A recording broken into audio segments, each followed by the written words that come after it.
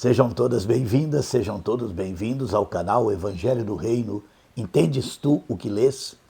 Eu me chamo Paulo Davi e nós estamos lendo a carta aos Hebreus. Hoje vamos voltar ao capítulo 11 e nós queremos falar sobre o testemunho da fé. Como podemos saber se aquilo que nós temos é a fé que vem da graça de Deus, aquela fé que Deus nos concede por sua graça, ou se a fé que temos não passa de um desejo de que algo seja verdade, ou não passa de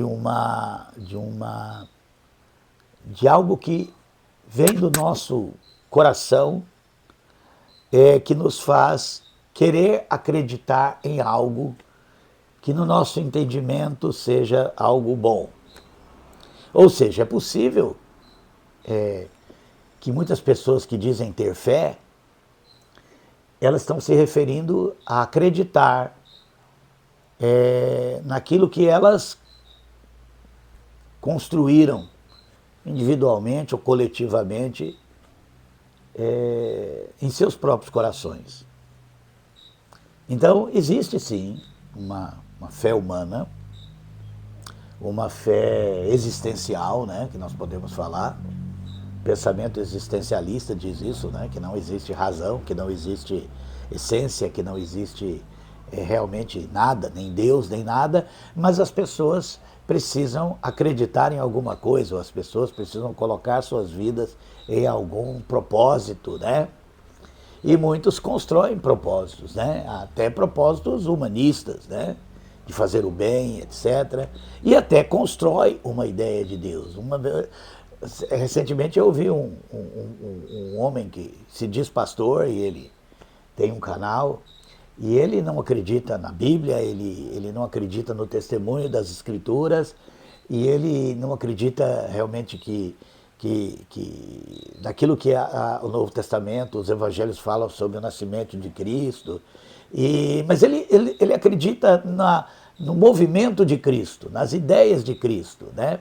E então ele acredita ser cristão e ele fala de Jesus Cristo, ele fala de fé, ele fala de muitas coisas que Jesus ensinou, mas ele deixa claro, né, que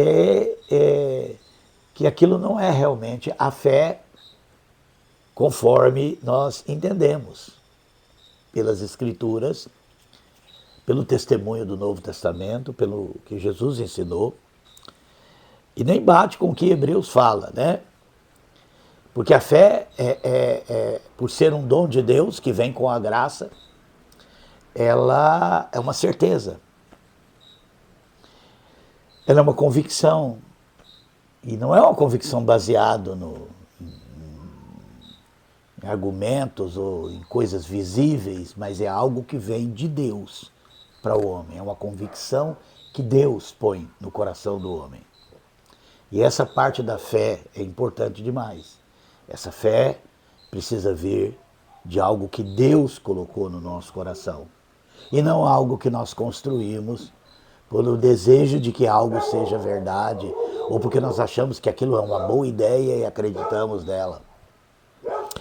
E aqui, nesse capítulo 11, fala sobre vários testemunhos da fé.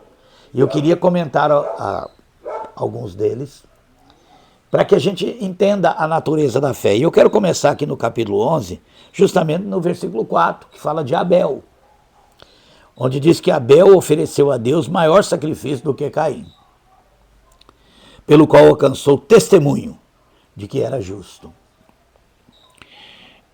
dando Deus testemunho dos seus dons, e por ele, depois de morto, ainda fala. E nós conhecemos essa história, né? Falamos sobre ela domingo passado, né? Que houve um momento que Caim resolveu tentar agradar a Deus, tentar talvez impressionar a Deus, né? E tomou a iniciativa de pegar a melhor daquilo que ele produzia, porque ele era agricultor, os melhores frutos, e oferecer como oferta a Deus. Abel, que era pastor de ovelhas, ele também oferece da gordura das suas ovelhas. Então, essa oferta de Abel implicou num sacrifício. E diz a Bíblia, aqui em Hebreus, que Deus se agradou tanto da oferta de Abel como do próprio Abel. E não agradou do que Caim fez. Numa olhar natural, a gente fica por entender, né? Porque por que o sacrifício de Caim não foi aceito nem ele, e o de Abel e o seu sacrifício foi aceito. Mas se nós olharmos isso com os olhos da fé, e entendermos que desde Adão há uma promessa de salvação, há uma consciência de pecado, que vem desde Adão, e de que Caim não considerou isso. Caim ainda considerou que podia, com seu esforço, com o seu melhor, agradar a Deus. Então nós temos aí o esforço humano de agradar a Deus, que é inclusive o fundamento da religião no mundo. O que é a religião no mundo? A religião no mundo é um sistema, ou vários sistemas, criados desde a antiguidade, com o objetivo de se chegar até Deus e se apresentar através de obras de justiça, que vão desde sacrifícios, mas nunca de si mesmo, óbvio, sacrifícios vicários, né? Isso é uma prática antiga, como também regras morais que faz a pessoa se sentir, né, melhor e justa diante de Deus. É isso que Caim demonstrou com a sua oferta. Já Abel, quando oferece ali da gordura das suas ovelhas, ele, e aqui no livro de Hebreus nós entendemos isso, ele está colocando ali simbolicamente a sua confiança no grande sacrifício de Cristo. Ele, pela fé, viu que o pecado do homem implica no sacrifício de Deus. Presta bem atenção que isso é muito importante. Porque pelo fato de Deus ter criado o homem, mesmo sabendo que o homem pecaria, é em si e revela o próprio sacrifício de Deus. Ou seja, para dar vida ao ser humano, Deus precisou enfrentar a morte. É por isso que lá em Apocalipse diz que o Cordeiro foi morto desde a fundação do mundo. E esse é um ponto importante. É isso que Abel entendia. Que ele não tinha nada para oferecer de si mesmo. Que os seus esforços, né, por mais bem intencionados que fossem, não podem cobrir a sua condição de pecador. E é por isso que ele não ousa oferecer o melhor de si mesmo e ele apresenta pela fé o sacrifício de Deus, o próprio sacrifício de Deus que seria feito um dia em Cristo. Daí aquele cordeiro, né, que foi sacrificado para que ele pudesse oferecer aquela gordura, representava Cristo. E Deus conhece o coração dos homens. Por isso, a Bíblia diz que Deus aceitou não só o sacrifício de Abel, mas também o próprio Abel. Então, a primeira coisa que a fé traz é uma consciência da nossa condição de pecadores. É essa consciência de saber que nós não somos melhores do que ninguém, de nós sabermos que Deus é justo, de nós sabermos que Deus é bom,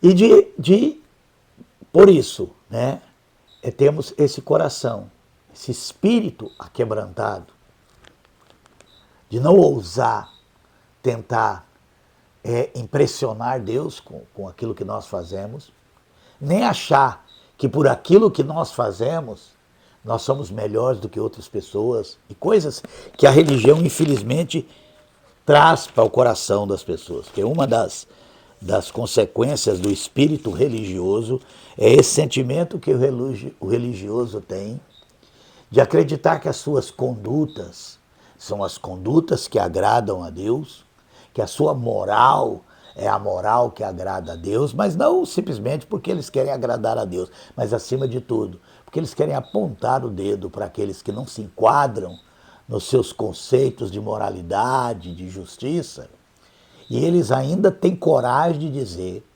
que porque eles estão andando em obediência vão para o céu, e esses outros que não se enquadram no seu padrão, no padrão da religião, irão para o inferno por causa disso. Quando, na verdade, a nossa salvação não tem nada a ver com aquilo que nós fazemos ou deixamos de fazer, mas ela está fundamentada naquilo que Cristo fez, e é isso que Abel entendia. E se você quiser conhecer o espírito de Caim, leia os evangelhos, leia sobre os fariseus. E se você quiser conhecer sobre o espírito de Caim, olha a situação de grande parte do cristianismo hoje.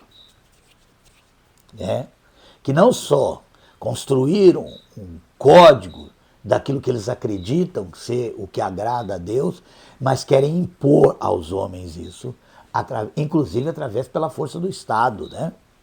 É isso que nós estamos vendo acontecer nos Estados Unidos, estamos vendo acontecer no Brasil, e em muitos lugares onde o fundamentalismo religioso quer se impor à sociedade. Isso não tem nada a ver com Abel. Isso é espírito de Caim. Tanto é que quando Caim foi rejeitado, ele mata Abel. E sempre a religião vai perseguir Abel. Vai sempre perseguir aqueles que só têm confiança no que Cristo fez e não naquilo que eles possam fazer. Presta bem atenção nisso. O outro ponto que eu quero chamar a atenção aqui, né, é Noé, verso 7. Pela fé, Noé, divinamente avisado das coisas que ainda não viam, temeu e para a salvação da sua família preparou a arca pela qual condenou o mundo e foi feito herdeiro da justiça, que é segundo a fé. Um outro aspecto da fé, que para mim é muito importante, é que aqueles que realmente têm fé, eles não só falam com Deus, mas eles ouvem a Deus. Aqui diz que Noé foi divinamente avisado. Então, nessa relação com Deus, e é uma relação que nós encontramos aparentemente em todas as religiões, todas as pessoas religiosas oram. Você pode ir em qualquer lugar, em qualquer confissão religiosa, em qualquer sistema religioso, as pessoas oram. Ou oram baseado naquilo que elas sentem no coração, ou aquilo que elas pensam na sua cabeça, ou aquelas ladainhas que se aprende de cor e as pessoas repetem. As pessoas religiosas oram. Agora, a diferença é que aquele que tem fé, ele não só na oração fala com Deus, mas ele também ouve a Deus. Inclusive, essa é uma diferença fundamental na oração do religioso para a oração daqueles que realmente foram chamados por Deus, foram salvos por Jesus Cristo. É que a oração do religioso implica naquilo que ele espera que Deus faça, ou naquilo que ele acredita que Deus fala. É uma oração onde se tenta convencer a Deus de fazer aquilo que nós queremos. Isso é a oração do religioso. A oração daqueles que realmente conhecem a Deus, daqueles que realmente se converteram a Cristo, se converteram a Deus, é que essa é uma oração onde as pessoas falam porque elas querem ouvir Deus falar. É uma oração onde se busca a vontade de Deus. Lembra da oração que Jesus ensinou? Leia sobre aquela oração. Sempre ela é centrada na vontade de Deus. Sempre ela está coloca aquele que ora no altar de Deus, com o coração aquebrantado, para tentar entender qual é a vontade de Deus. E é por isso que Noé foi avisado. Não era um cara que levantava cedo e falava com Deus apenas, mas ele era uma pessoa que queria ouvir Deus falar. Então a verdadeira fé nos coloca numa condição de coração onde nós queremos ouvir Deus falar. Nós queremos que Deus fale conosco. E é por isso que ele foi divinamente avisado, e é por isso que ele conseguiu fazer com que sua família fosse salva e até salvar os animais, né? Como Deus tinha esse propósito. Então ele foi divinamente avisado. Depois chegamos no verso 8 com o exemplo de Abraão. Aqui diz, ora, pela fé Abraão, sendo chamado, obedeceu, indo para um lugar que havia de receber por herança, e saiu sem saber para onde ia. Esse é um outro aspecto que me impressiona sobre a fé. É o fato de que Abraão não só queria saber a vontade de Deus, mas ele estava disposto a obedecê-la. A fé nos leva a ter um relacionamento com Deus, onde, quando nós abrimos nosso coração, quando nós falamos com Deus em oração, acima de tudo, nós queremos ouvir Deus falar. Nós não oramos para que Deus mude, nós oramos para que Ele nos mude. Nós não oramos para que Deus faça o que queremos, nós oramos para saber o que Deus quer que nós devemos fazer. E foi por isso que Abraão obedeceu. E olha, presta bem atenção. Quem lê lá no Gênesis diz que quando Deus fala com Abraão, diz, Abraão, sai da tua terra, da tua parentela e da casa do teu pai, e vai para uma terra que eu te mostrarei. E Abraão foi sem saber para onde ia. Por quê? Porque ele sabia quem estava falando com ele. Ou seja, nós não precisamos saber para onde nós vamos. Nós precisamos saber quem está falando conosco. Esse é um fundamento da oração que é feito com fé verdadeira. Ao contrário da fé religiosa, que é uma tentativa, né, de convencer Deus a nos dar boas dádivas, a convencer a Deus a nos dar aquilo que nós queremos, de nos proteger, seja lá o quê, mas a fé, a oração feita em fé verdadeira, acima de tudo, quer ouvir a Deus, quer saber o que Ele quer para nós, porque nós queremos obedecer. Não um conjunto de regras da religião, que nos é imposto pela religião, mas acima de tudo, o que Deus quer para mim. Para onde Deus quer que eu vá? O que Deus quer que eu faça em determinadas situações, em determinadas circunstâncias?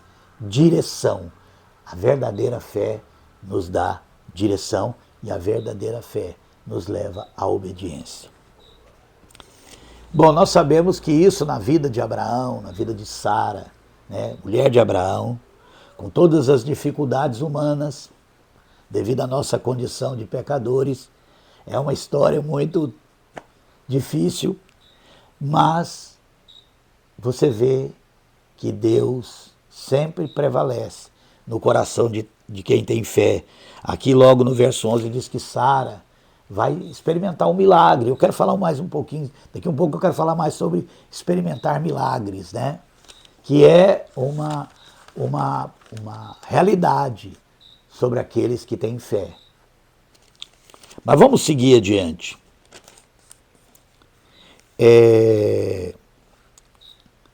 No verso 17 diz, pela fé ofereceu Abraão a Isaque, quando foi provado, sim, aquele que receber as promessas ofereceu seu primogênito. Uma outra característica daqueles que têm fé, além de não confiar em si mesmo, não confiarem na graça de Deus, além de querer ouvir Deus falar, além de ter um coração disposto a obedecer, aqueles que têm fé, eles não seguram nada, nem mesmo aquilo que Deus lhes concede. Deus havia prometido a Abraão que ele seria pai de uma grande nação. E para isso ele fez um milagre, que foi a Abraão e Sara dar à luz uma criança sendo já velha. É o nascimento de uma criança através de um milagre, porque Sara não tinha mais condição de gerar filho naturalmente. Mas aqueles que têm fé experimentam milagres. E Abraão e Sara experimentaram. E nasceu Isaac. E era em Isaac que ele seria pai de uma grande nação. No entanto, tem um momento na história de Abraão que Deus pede que Abraão entregue Isaac, ofereça a ele em sacrifício. É algo totalmente estranho, né? Eu acho que Abraão sabia disso, né? Ele sabia que Deus não se agradava desse tipo de sacrifício que as religiões faziam, né, do tempo de Abraão, de sacrificar pessoas no lugar de outras. Mas, independente de tudo isso, ele não estava preocupado com aquilo que Deus estava pedindo, mas pelo fato que ele sabia que era Deus que estava pedindo e, acima de tudo, ele sabia que aquilo que é de Deus nós podemos entregar. Que ainda que seja morto, tornará a viver. E para muitos que estão me ouvindo, eles entendem o que eu estou falando.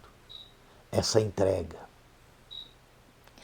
Essa disposição de saber que nós, quando entregamos, não perdemos.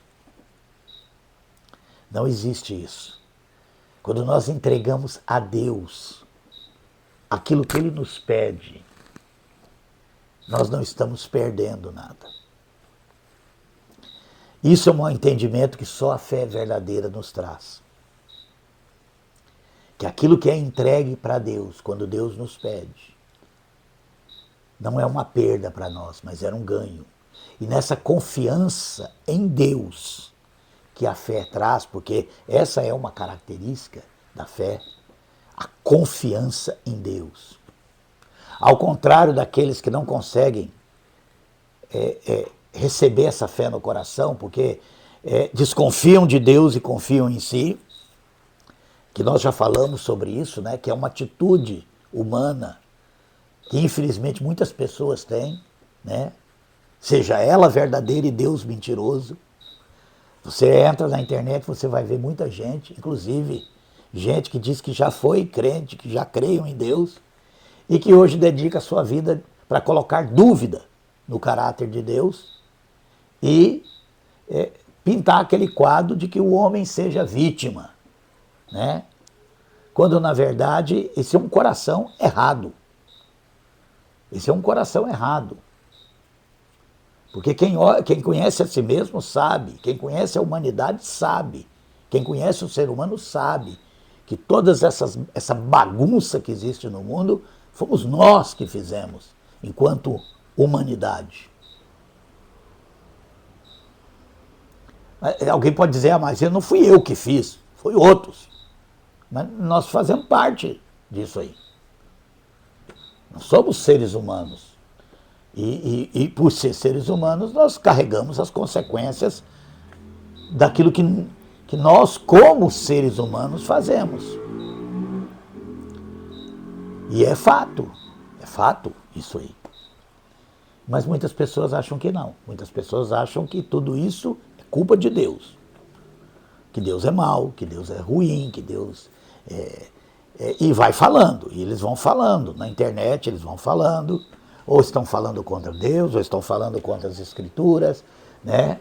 Apontando os erros e coisas, e tudo com o objetivo de falar de Deus e salvar a si mesmo, justificar a si mesmo. Abraão confiava em Deus. Ele sabia que Deus era bom. E por isso ele não temia, ou melhor, ele não tinha medo, né, de obedecer e entregar. E é óbvio que Deus não ia permitir que ele sacrificasse seu filho. Óbvio que não. Mas Abraão estava disposto, ainda que não fosse isso que realmente Deus quisesse,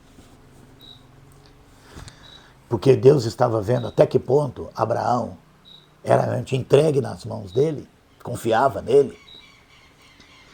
E ele foi para fazer esse sacrifício, mas Deus o impediu. Né? E aqui diz que ele recobrou, né, seu filho. Porque é assim que acontece.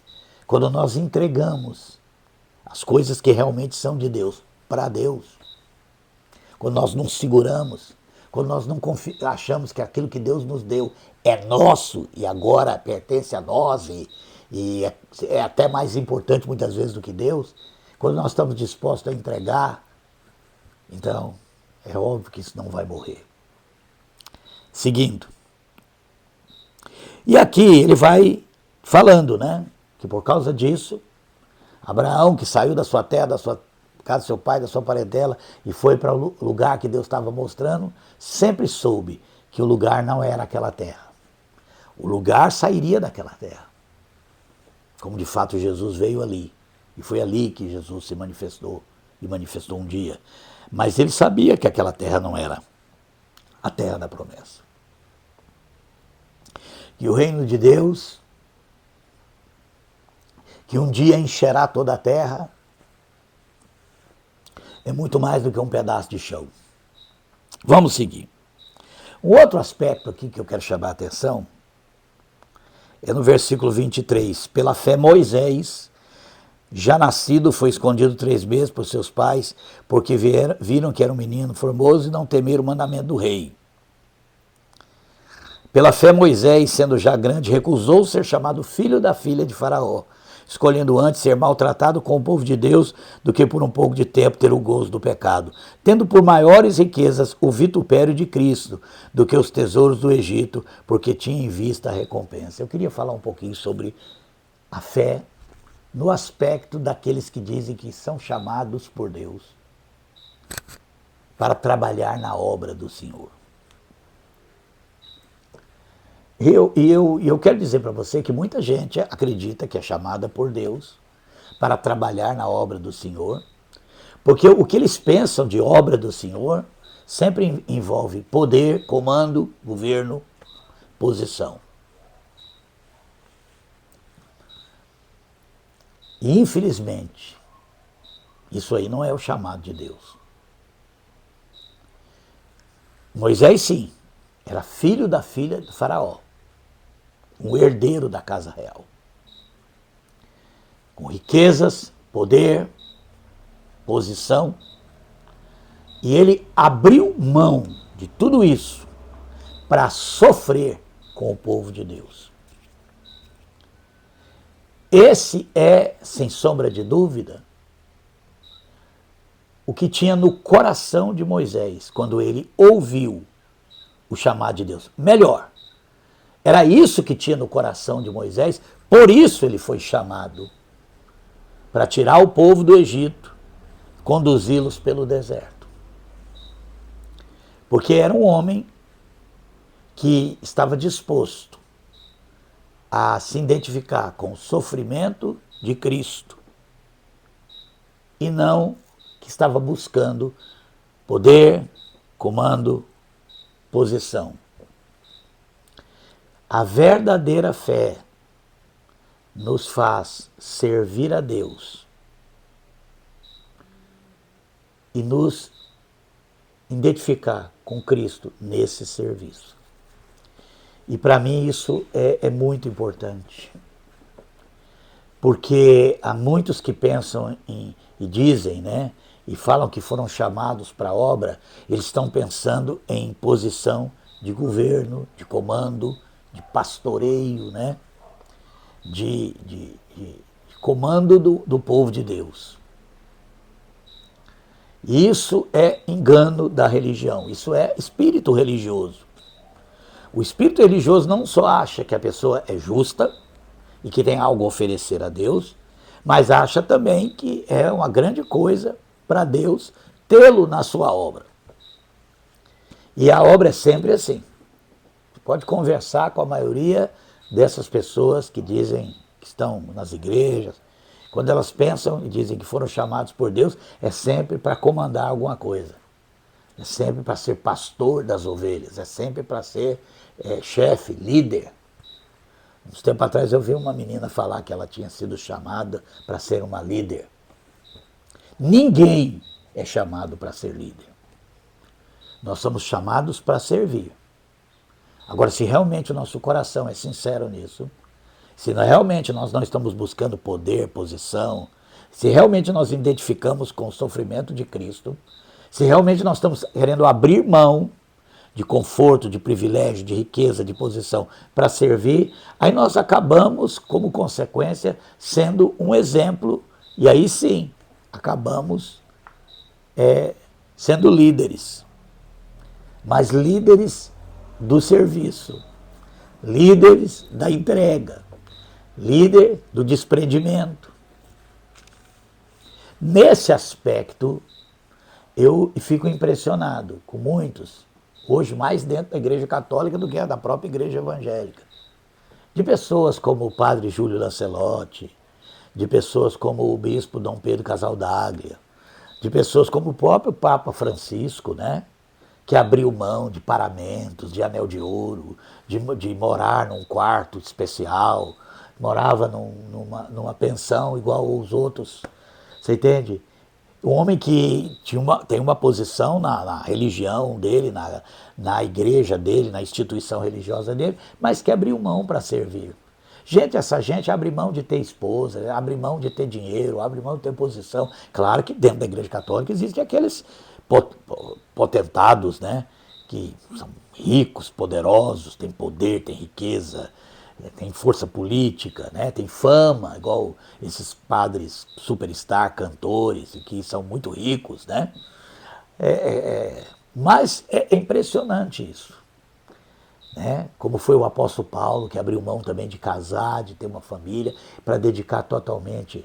Eu acredito nesses chamados, de gente que abandona tudo para ser um missionário lá em país pobre, viver no meio da pobreza, de crianças pobres, de pessoas, sabe? E eles convivem ali, vivendo no meio da pobreza, comendo o que eles comem, morando onde eles moram, no meio dos índios. Eu acredito nesses chamados. Principalmente gente que podia ter tudo e hoje abriu mão para servir.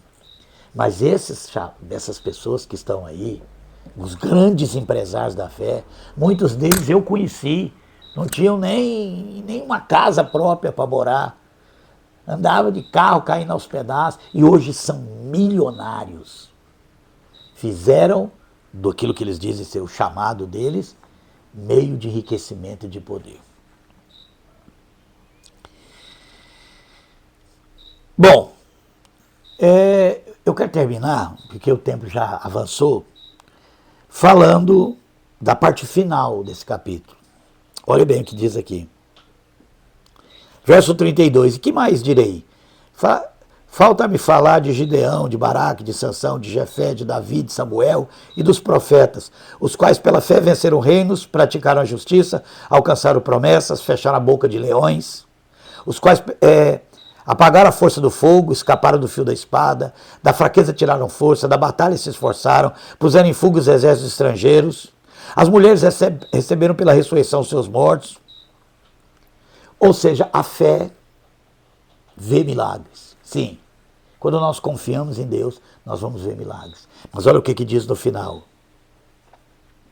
E outros experimentaram escárnios, açoites e até cadeias e prisões, foram apedrejados, serrados, tentados, mortos ao fio da espada, andaram vestidos de pelo de ovelha, de cabras, desamparados, aflitos, maltratados, dos quais o mundo não era digno, errante pelos desertos e montes e pelas covas e cavernas da terra. E todos esses, tendo tido testemunho da fé, não alcançaram as promessas. Ou seja, a fé nos leva a ver milagres. Sim. Não tem como, no caminhar da fé, nós não vemos Deus operar milagres. E Ele opera muito, muitos milagres nas nossas vidas. Mas também a fé implica em disposição de sofrer, de ser maltratado, de ser rejeitado, de ser torturado, de até ser morto, se identificando com a cruz de Cristo. Talvez esse seja o maior chamado da fé. Quando nós identificamos com Cristo, a ponto de morrer pela fé, a ponto de sofrer perseguição, escárnio, tortura e finalmente estar disposto a morrer por Cristo. Esses são testemunhos da verdadeira fé. Que Deus nos abençoe.